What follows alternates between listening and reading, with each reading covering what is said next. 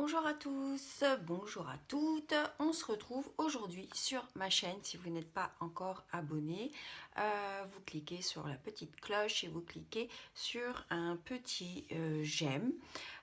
Aujourd'hui, on va parler du teint. Je vais vous donner des astuces qui concernent le teint, qui puissent vous servir à avoir déjà un teint lumineux, un teint unifié, un teint soyeux et comment dirais-je, un joli teint, et surtout avoir un teint et un make-up qui tient le plus longtemps possible. La première chose à savoir quand on s'occupe de son teint, c'est que quel que soit, je ne sais pas si je regarde au bon endroit, je pense qu'il faut que je regarde là, ce sera beaucoup mieux. Quel que soit le fond de teint que vous allez mettre, que ce soit un fond de teint à 70 euros, 90 euros ou un fond de teint à 20 euros, sachez que ou que ce soit un fond de teint avec une couvrance légère ou moyenne, ou un fond de teint affini poudré ou affini crémeux, sachez bien que vous n'aurez aucun bon résultat si votre peau n'est pas entretenue avant et journalièrement. Je précise bien journalièrement, c'est très très important. Donc pour ce faire, il est essentiel d'hydrater sa peau le matin et le soir.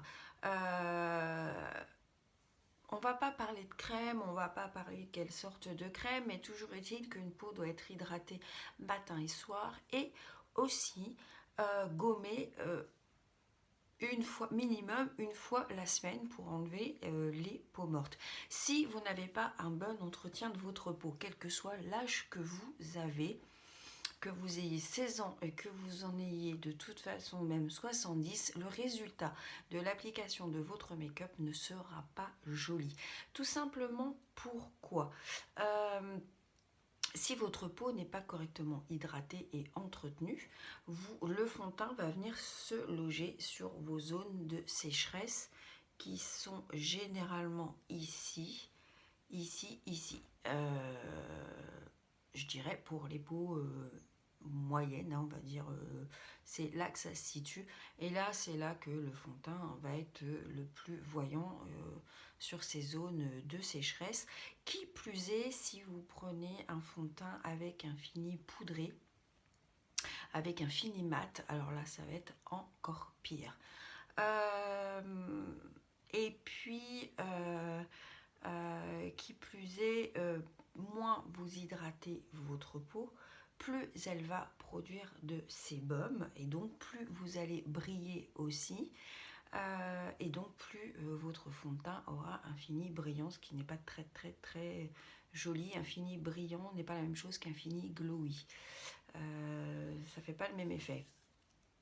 Et comment sachez pour ceux qui ont des boutons que ce n'est pas en asséchant votre peau que vous allez vous débarrasser de vos boutons. Je l'ai déjà dit sur plein de vidéos et sur Facebook surtout, sur ma chaîne professionnelle concernant la société que je représente, Secret de Miel.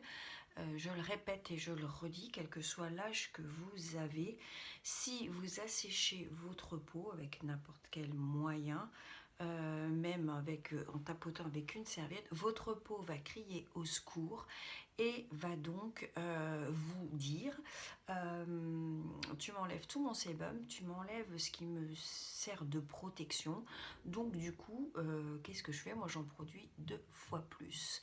Et qui dit 2 fois plus de sébum dit 2 fois plus de boutons. On est bien d'accord. Ça, c'est la première chose. La deuxième chose, c'est que, et je parle aussi pour l'application des fonds de teint, mais il en va de même pour les CC crèmes et pour les bébés crèmes. C'est partie de la même famille. Ensuite, la deuxième chose à savoir, c'est qu'il vous est essentiel d'avoir une base.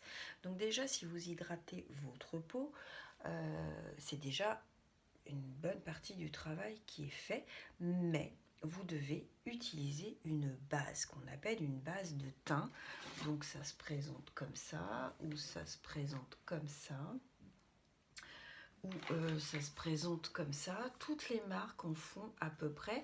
Vous en avez, celle-ci est très siliconée, celle-ci est très siliconée, celle-ci est plus hydratante. Donc là, il faut choisir la base en fonction de son type de peau. À quoi ça sert une base? La base va vous permettre de faire une barrière entre votre peau et le make-up que vous allez appliquer dessus. Même si vous mettez une bébé crème ou une CC crème, il y a de la coloration dedans, dans la bébé crème, pour vous donner cette couleur un peu pêche. Il faut protéger votre visage. Donc, premier lieu, ça sert à ça. Deuxièmement, et elle est extrêmement utile pour les gens qui ne se maquillent pas aussi, puisque elle fait un écran contre le maquillage et contre la pollution et toutes les saletés extérieures. Il est important de comprendre qu'il y a des multitudes de bases. Les marques vendent des multitudes de bases et vous avez vous avez des bases pour resserrer vos pores, vous avez des bases pour unifier, vous avez des bases qui vont atténuer les rougeurs, vous avez des bases qui vont illuminer. Et il faut prendre la base qui est en fonction de votre peau. C'est-à-dire que si vous avez une peau qui est déjà très grasse et que vous prenez une base qui est très hydratante et qui va vous rapporter encore plus de gras, alors certes, la base va fixer votre make-up, mais va faire que vous allez devoir poudrer 2 fois plus parce que votre peau va être 2 fois plus luisante. Donc, si vous avez peur de vous tromper, si vous avez peur de prendre une base trop grasse, une base qui va trop vous assécher ou une base qui va trop donner un effet brillant à votre teint, vous essayez de trouver, vous allez demander à un professionnel une base la plus neutre possible avec un petit peu d'hydratation, un petit peu de comblage de pores, etc. Celle que moi je trouve pas mal, chez Maybelline, j'utilise la Face Studio Prime pour minimiser les pores. Je peux pas dire qu'elle minimise à fond, mais je trouve qu'elle est ni trop grasse ni trop sèche. Elle est pas mal, elle est un petit peu pour tout le monde et de ce fait là elle est pas mal, mais vous regardez, il en vend en grande surface. Vous allez chez Sephora et vous leur dites voilà, j'ai la peau comme ça, ou vous demandez à une personne, une conseillère, de regarder votre peau et elle va vous donner la base. Pour moi, donc l'hydratation, la base, ce sont vraiment les deux essentiels qui vont être primordiales, quel que soit le fond de teint que vous mettez après, et même si vous n'en mettez pas. Concernant votre fond de teint, il faut aussi adapter le fond de teint à son type de peau. Si vous avez une peau très grasse, je vous conseille un fond de teint avec un fini poudreux.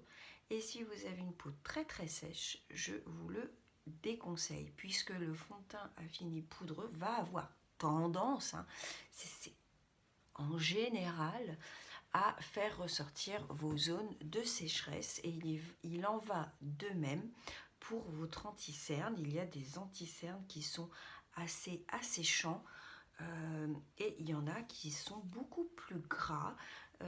Donc du coup, ceux qui sont asséchants vont avoir...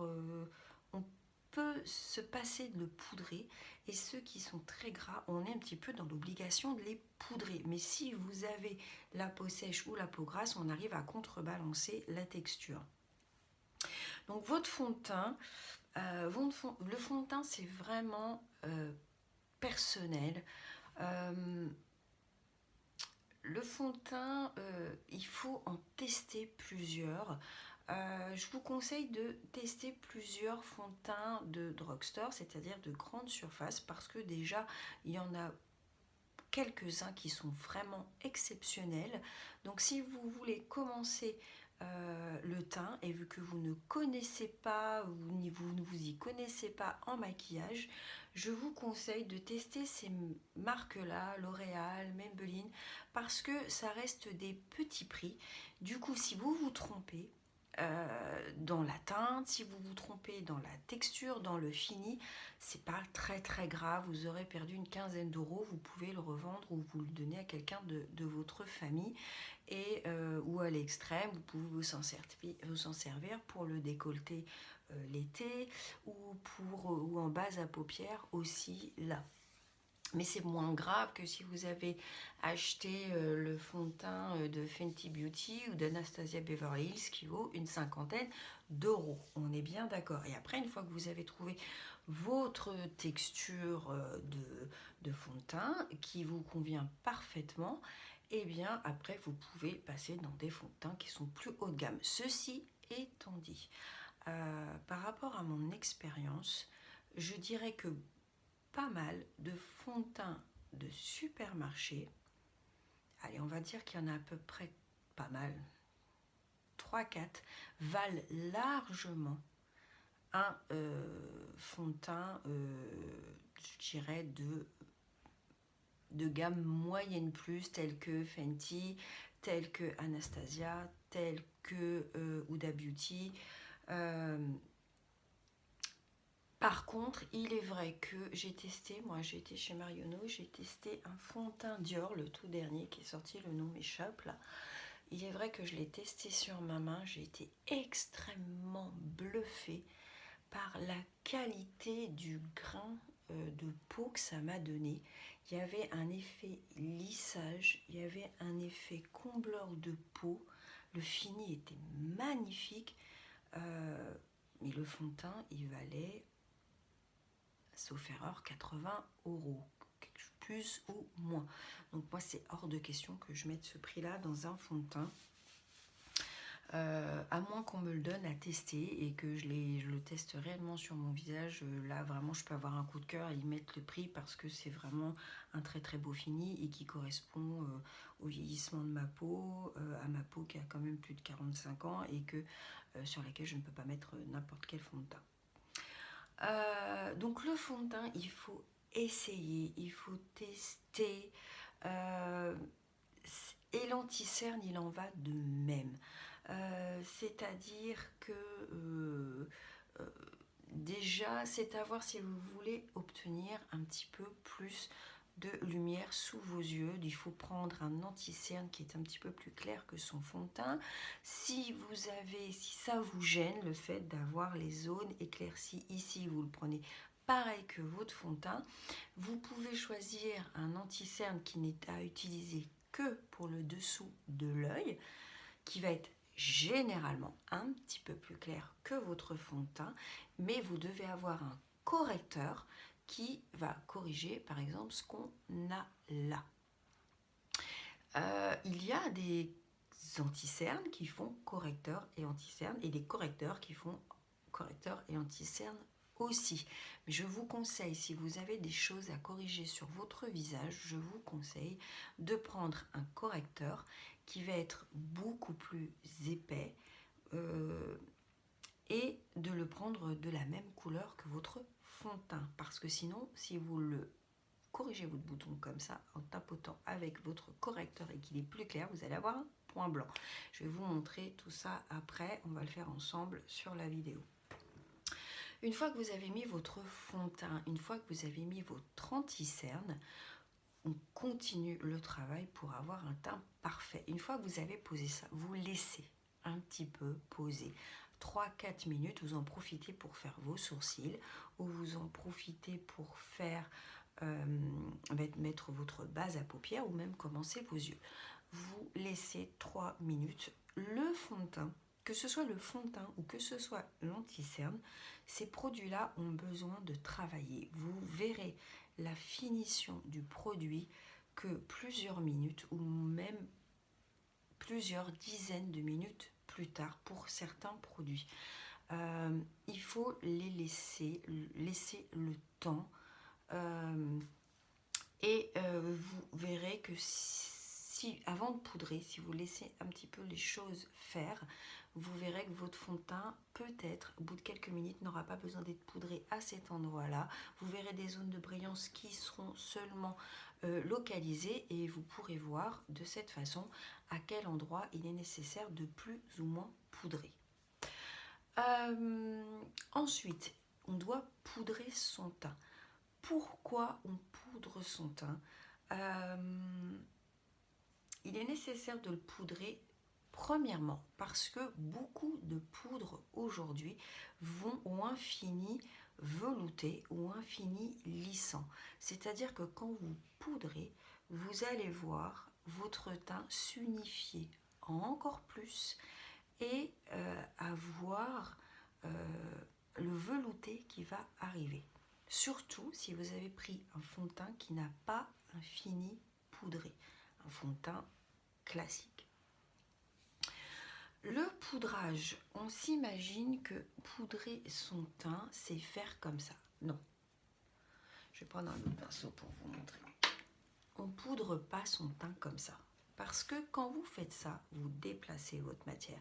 Quand vous poudrez votre teint, vous tapotez. Il faut exercer une pression. Que ce soit avec un pinceau, que ce soit avec une houppette ou que ce soit avec une éponge. Vous pouvez très très bien poudrer votre teint avec une éponge. Ça ne pose aucun problème. Essayez de prendre celle qui n'est pas humidifiée, sinon ça risquerait de faire des pâtés de poudre. Mais vous pouvez très bien poudrer, mais on poudre de cette façon-là. On plaque. Et seulement après, on vient avec un gros pinceau que je cherche où il est, mon gros pinceau. Hop, on va prendre celui-là. Seulement après, on vient enlever le surplus de poudre en balayant très légèrement. En ce qui concerne le poudrage des cernes, je vous conseille d'avoir un petit pinceau qui ressemble à ça pour que votre poudrage n'aille pas trop en dessous des cernes. Faites attention quand vous choisissez votre poudre. Si vous êtes jeune, vous n'y verrez pas trop de différence, à moins d'avoir le contour des yeux très très sèche. Si vous passez un certain âge, comme moi, faites attention. C'est pareil, les poudres, malheureusement, il faut en tester plusieurs. Pour le contour des yeux, il vous faut une poudre très très très fine, vraiment très fine, qui peut être utilisée pour le teint aussi, mais il est rare que des poudres pour le teint puissent être utilisées pour le contour de l'œil. Faites attention. Vous le verrez tout de suite de toute façon, quand vous allez poudrer, vous allez voir tout de suite la poudre va faire ressortir vos ridules, va assécher le contour de l'œil. Moi, comme je vous l'ai déjà montré, l'une des meilleures, c'est la Banana de chez Emma.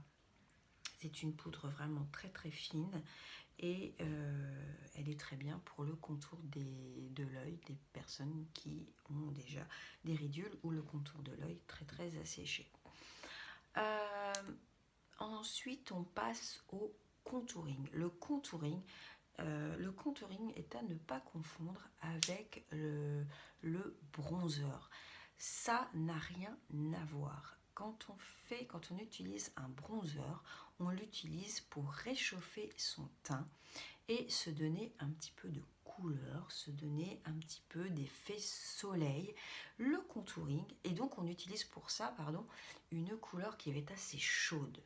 Un chocolat, un cuivre, vous voyez les terres de soleil, à quoi ça ressemble. Pour le contouring, vous devez avoir un marronné ou un taupe qui va être une couleur froide. Tout simplement parce que quand on fait du contouring, on est censé essayer de créer des ombres, des fausses ombres. Et donc, il est rare quand même d'avoir des fausses ombres qui soient de couleur orangée, marron brillant, marron nacré, enfin le couleur des terres de soleil. C'est quand même assez rare. Donc, à ne pas confondre. Vous pouvez faire un contouring avec une poudre froide, mais pensez à mettre du bronzer par-dessus, sinon vous allez avoir un trait qui va rester comme ça et qui va être sûrement mal estompé, qui va être trop voyant. Donc on finit par un petit peu de bronzer pour finir son contouring.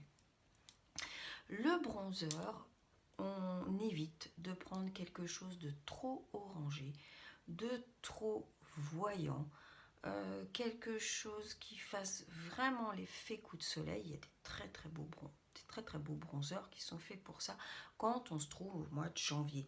Alors on évite quand même les chéris, parce que il est très rare, à moins d'avoir été en voyage sur les îles. Dans les îles, il est très rare d'avoir un teint et des coups de soleil au mois de janvier. Donc on essaye de prendre un bronzer qui n'est pas trop orangé. On reste dans des marrons chauds pour réchauffer son teint et non se donner un effet coup de soleil qui, au mois de janvier ou février, ou par exemple novembre, peut avoir un petit effet un petit peu ridicule. Ça, c'est un petit conseil. Après, pour finir son teint, on a l'histoire du highlight. Le highlighter qu'on vient poser ici, qu'on vient poser sur ces zones de lumière. Donc on peut en poser ici, on peut en poser comme ceci ou que comme ceci, ici, ici. Et on peut en poser un petit peu là et sous l'arcade sourcilière, ça dépend le make-up qu'on fait. L'highlighter, c'est vraiment au goût de chacun.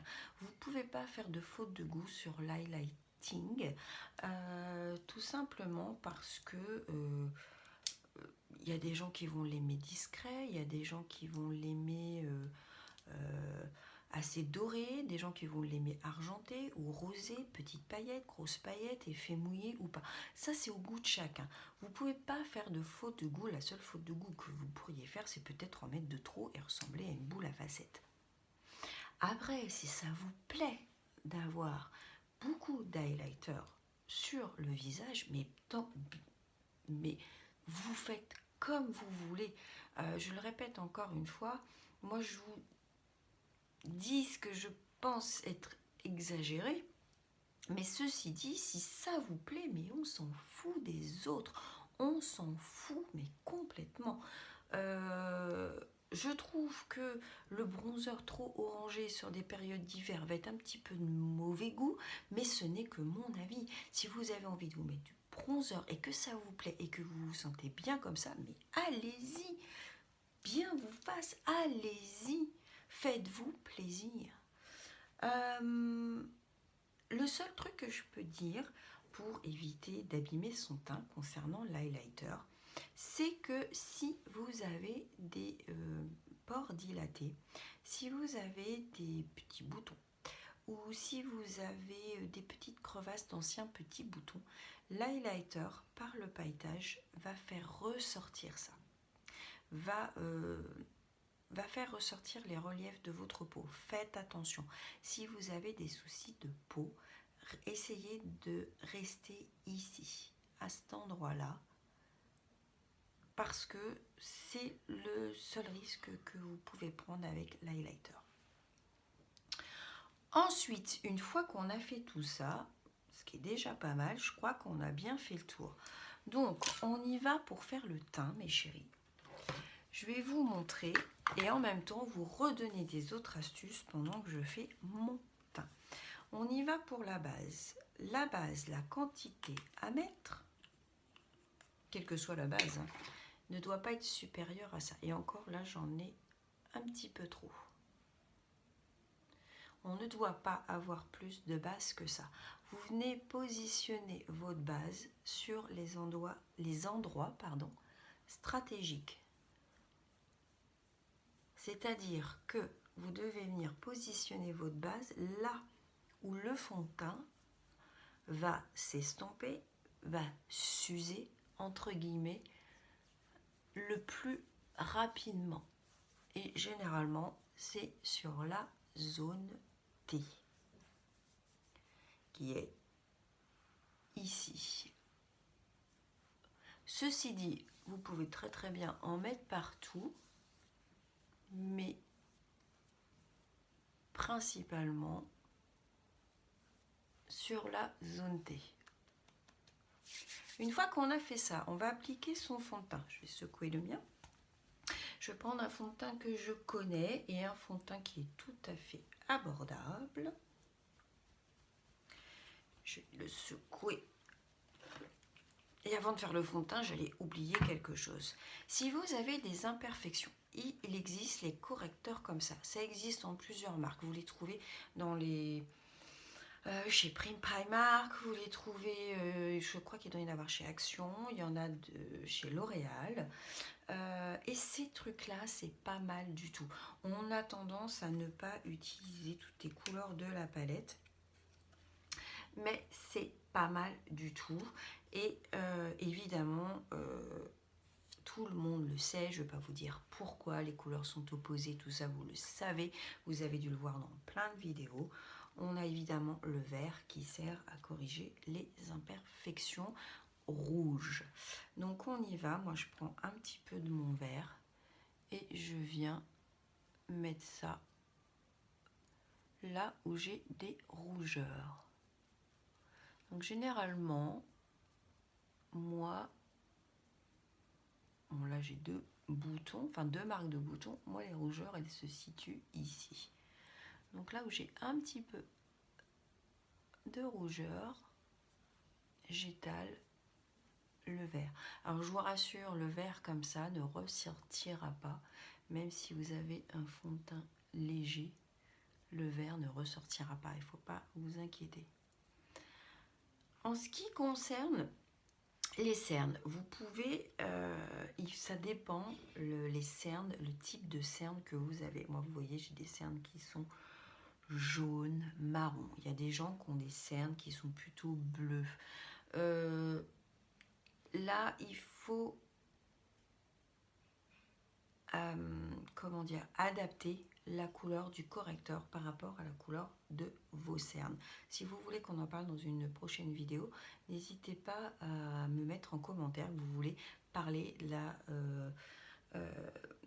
des couleurs qui sont adaptées aux couleurs de cernes. On fera une vidéo spécialement pour ça, si vous le souhaitez, sans problème. Donc pensez à ces petites palettes là qui dans les solderies entre guillemets ne valent pas grand chose et qui sont quand même drôlement efficaces. Celle que moi c'est une, je ne sais plus où je l'ai achetée, c'est Max & More. Max & More c'est pas Lidl, c'est Action. Je l'ai acheté à Action, mais vous avez exactement la même chez L'Oréal dans les grandes surfaces qui est très bien. Même au niveau qualité d'application, même un niveau un petit peu plus supérieur à celle-ci. On y va, une fois qu'on a corrigé nos imperfections, on va appliquer notre fond de teint. Soit on l'applique à l'éponge, soit on l'applique au pinceau. Je vous conseille les pinceaux Kaibuki qui sont spécifiés pour le teint, qui sont d'une extrême douceur, qui ne mangent pas trop le produit. Vous pouvez très bien aussi prendre un petit pinceau comme ça, ça ressemble un peu au Kaibuki. Ça c'est un pinceau qui ne vaut strictement rien, mais moi je l'ai trouvé très bien pour le teint, surtout pour les petites zones, et je l'aime bien parce qu'il ne mange pas trop de produits. Donc il est assez serré à la base et très souple à cet endroit-là. Et vous avez évidemment la fameuse éponge qu'il faut humidifier avant. Moi, personnellement, je le redis encore une fois, je n'aime pas l'application à l'éponge. Tout simplement parce que j'ai pas encore trouvé mon bonheur. J'attends mon Beauty Blender qui doit arriver par la poste, mais je n'ai pas de facteur dû à ce virus. Celle-ci, c'est une éponge de supermarché qui est de la saloperie. Il n'y a pas mieux. Je vous la conseille pas du tout. C'est ça. C'est soin éponge œuf précision Glamour Paris. Je suis désolée de le dire, mais c'est de la merde. Ça fait peu de temps que je l'ai et elle se casse déjà. Elle est trop dure. Bref, je vous conseille pas du tout ça. Donc, si moi ce que je fais, c'est que j'ai toujours mes plusieurs outils. J'ai toujours mon pinceau, j'ai toujours mon éponge. J'applique au pinceau et je viens faire les finitions de ma zone T en tapotant comme ça à l'éponge pour avoir un fini un peu plus naturel que au pinceau. Généralement, pour faire votre teint, il vous faut 2 pompes à peu près. Si vous avez un fond de teint de couvrance moyenne moins, et que vous voulez un résultat naturel, il vous faut à peu près 2 pompes. Donc, vous venez positionner votre fond de teint sur toutes les parties de votre visage et en mouvement circulaire, vous venez étaler. Là où vous avez des imperfections, vous venez tapoter pour pas enlever le correcteur que vous avez mis en dessous. Et vous tournez. Alors, les pinceaux Kabuki comme ça sont extrêmement doux et comme ils sont assez grands, ça vous permet de couvrir une belle surface sans faire 42 000 gestes.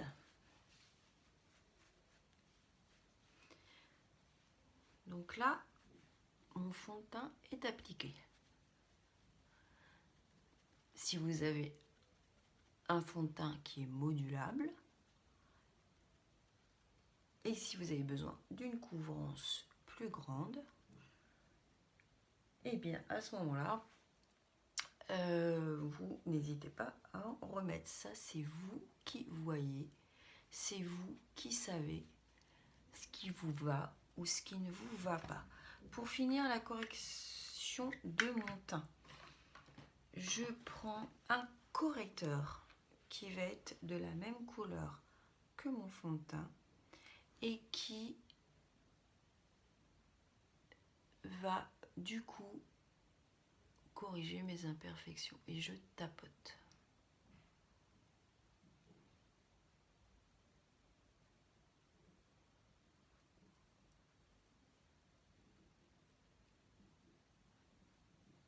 J'estompe bien autour pour pouvoir fondre le correcteur avec mon fond de teint. Ensuite, on arrive sur l'anti-cerne. L'anti-cerne, je vous ai expliqué comment ça se choisissait. Donc du coup, ce qu'il est important de savoir, c'est que l'endroit principal du cerne, c'est le creux de l'œil. Ici, on s'éloigne du cerne. Le creux de l'œil est vraiment l'endroit où le cerne commence. Il y a des gens qui vont être cernés que à cet endroit-là. Je vais prendre mon éponge et là je vais venir. Vous pouvez très bien faire ça au pinceau, avec un pinceau comme le petit noir que je vous ai montré. Je me suis mis de l'anti-cerne dans l'intérieur de l'œil. On estompe bien son anti-cerne en descendant et on insiste bien sur l'intérieur de l'œil.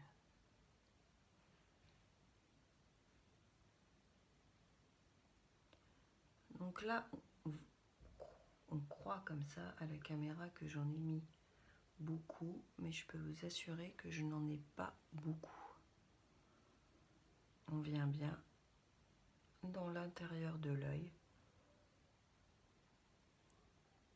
et on en profite pour unifier les ailes du nez. C'est là qu'on a des rougeurs. Une fois qu'on a bien estompé son anti-cerne, on vient en remettre un tout petit peu. Quand je vous dis un tout petit peu, c'est vraiment un tout petit peu. Là où on a besoin d'un peu plus de correction. Et là, on tapote. On vient avec son doigt chauffer son produit et tapoter.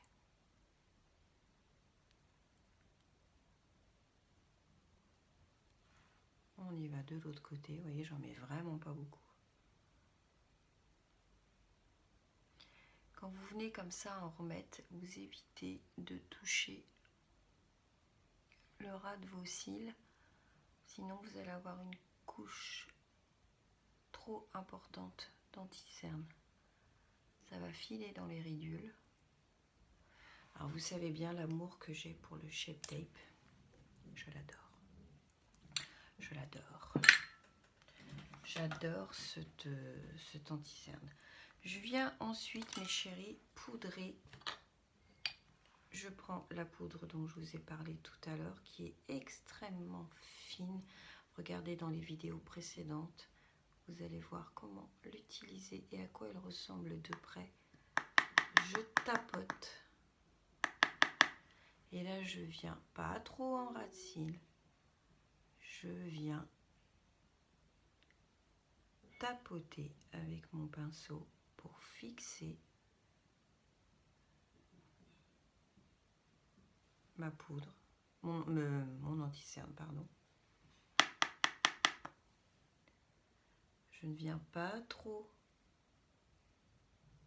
sous le rebord de l'œil pour ne pas trop poudrer au niveau des ridules.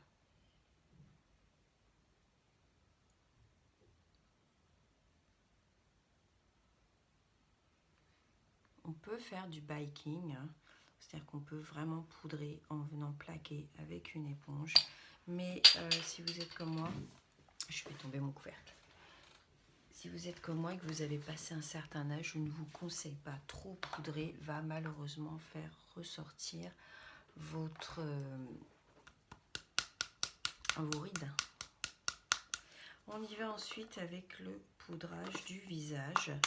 Si vous avez une peau comme moi qui est mixte, qui est normale, vous venez tout simplement prendre un peu de poudre, tapoter, et là vous venez juste poudrer votre zone T. Et avec le reste, vous venez finir votre visage. C'est tout. Vous pouvez poudrer beaucoup plus si vous avez vraiment un problème de peau extrêmement grasse. Mais si vous avez la chance d'avoir une peau normale, à mixte, évitez de se faire ce peu de trop poudrer. On y va après avec le contouring. Le contouring, on va faire... Hop, je vais prendre un pinceau comme ceci. Je vais prendre une couleur comme celle-ci, qui est une couleur assez froide. Et je vais juste venir, vous voyez, on le voit déjà mon ombre. Hop. Positionner ça comme ça et faire la même chose de l'autre côté. Vous venez positionner. Et une fois que c'est posé, on vient estomper. Je vais prendre l'autre pinceau. On vient estomper en faisant des mouvements circulaires qui remontent vers le haut. Des fois, si vous avez un bronzer ou un contouring assez pigmenté, ça peut prendre du temps. Et on vient faire la même chose de l'autre côté. Toujours en remontant vers le haut.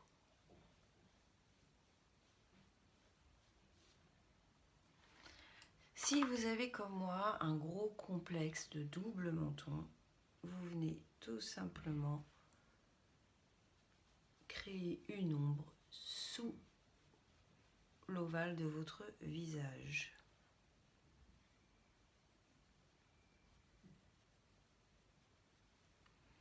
On y va de la même manière, on estompe.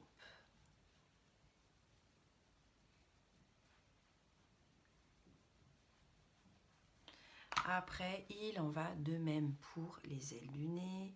Il en va de même. Moi, le nez, je ne le fais pas beaucoup parce que j'ai pas un nez. Je dirais que j'ai un nez standard. J'ai la chance de ne pas avoir trop de corrections à faire au niveau du nez. J'en ai beaucoup à ce niveau-là, moi, mais le nez, ça va bien.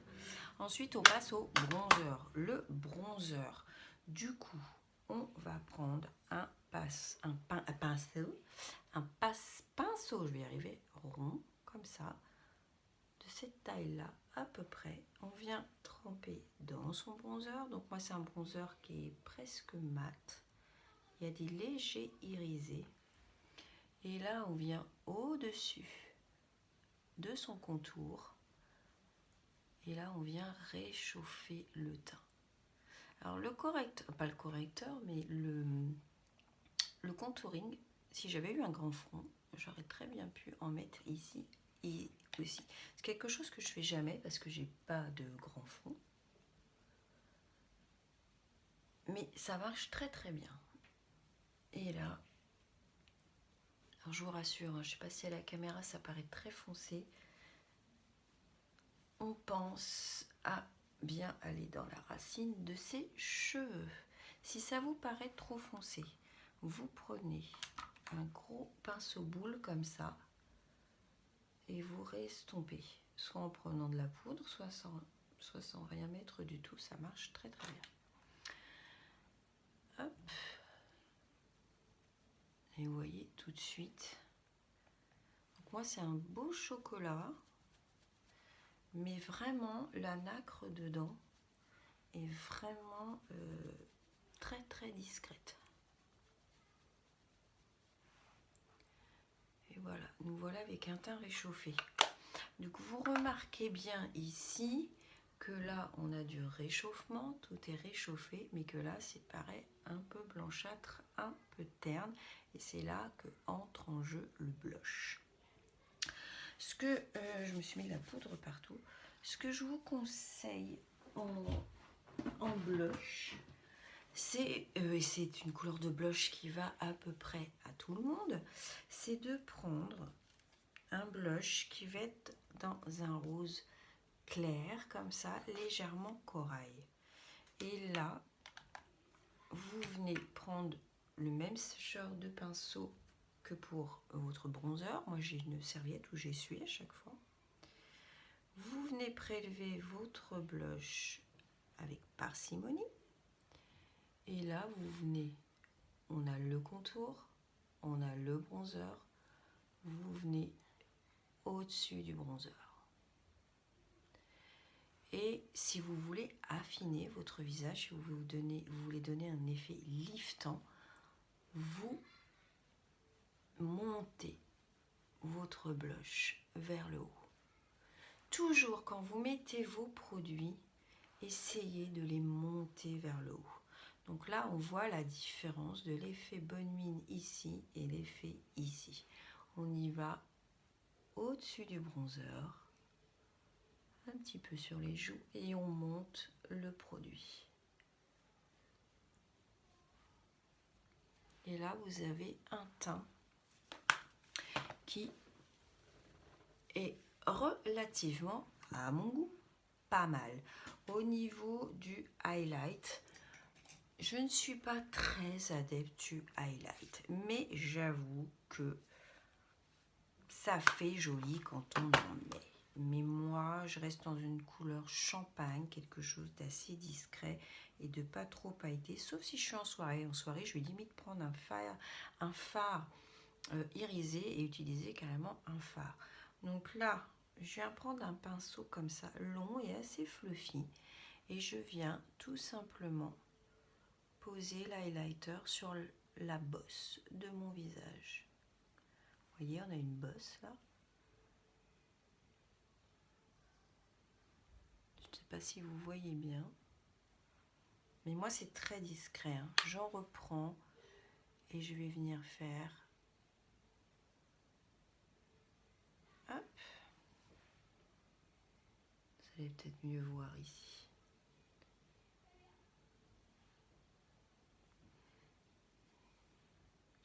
qui est dommage, c'est que la caméra, vous voyez pas ce que moi je vois. Alors l'highlighter, on peut y aller autant qu'on veut.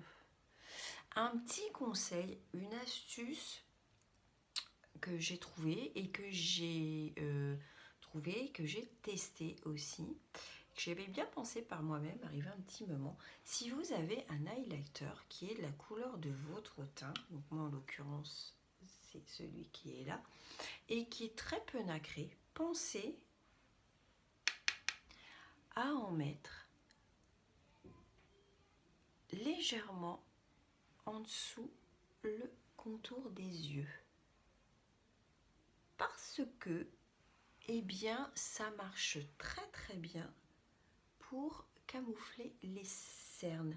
Le fait de mettre un petit peu de nacré sous les yeux. C'est une astuce que j'ai découverte il n'y a pas longtemps et ça marche très très bien. Voilà les chéris, je vous montre mon teint. J'espère que les couleurs correspondent bien, que vous voyez bien ce que moi je vois. J'espère que vous aurez appris plein de choses, j'espère que je n'ai rien oublié. Évidemment, on termine par un coup de spray fixateur, surtout si vous avez la peau grasse et que le fond de teint a du coup tendance à filer. N'hésitez pas à acheter une brume fixatrice, c'est très pratique, c'est très très bien. Et puis ça évite aussi de trop poudrer son teint. Et puis dans les brumes maintenant, avec tout ce que les marques proposent, vous avez des brumes fixatrices qui ont aussi ce pouvoir de